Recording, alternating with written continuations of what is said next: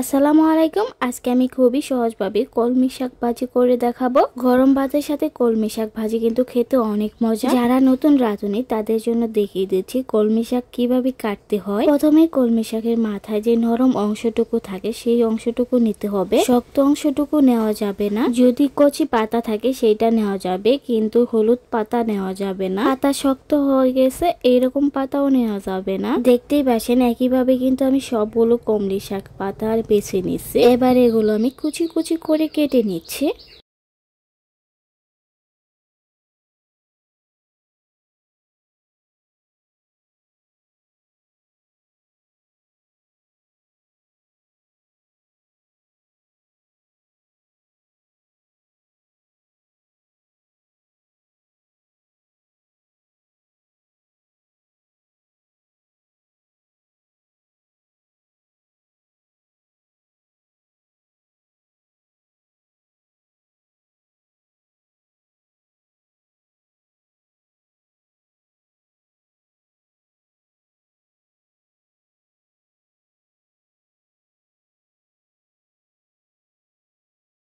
এবার শাকগুলো আমি ভালোভাবে ধুয়ে নিব। ফ্রাই প্যানে দিয়ে দিচ্ছি অল্প একটু তেল।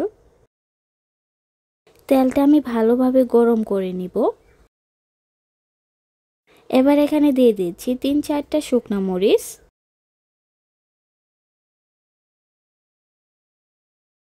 দিয়ে দিচ্ছি পেঁয়াজ কুচি, রসুন কুচি। পেঁয়াজ কুচি রসুন কুচি আমি লাল লাল করে তেলের সাথে ভেজে নিচ্ছি।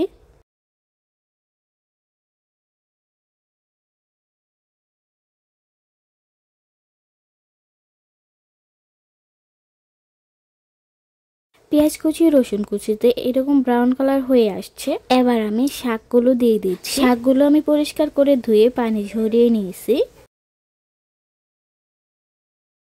এবার আমি শাকগুলো পেঁয়াজ মরিচের সাথে ভালোভাবে মিশিয়ে নিচ্ছি নাড়াচাড়া করে। এতে শাকটা ভালোভাবে সিদ্ধ হয়ে যাবে, নিচ থেকে পুড়ে ধরবে না।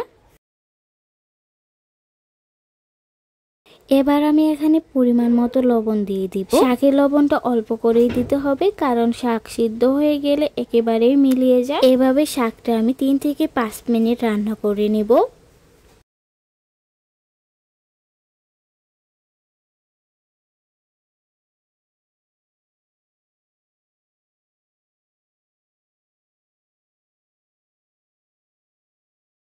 তিন থেকে 5 মিনিট রান্না করে ভালোভাবে পানি শুকিয়ে গেলে কিছুক্ষণ নাড়াচাড়া করলে হয়ে যাবে কলমি শাক ভাজি।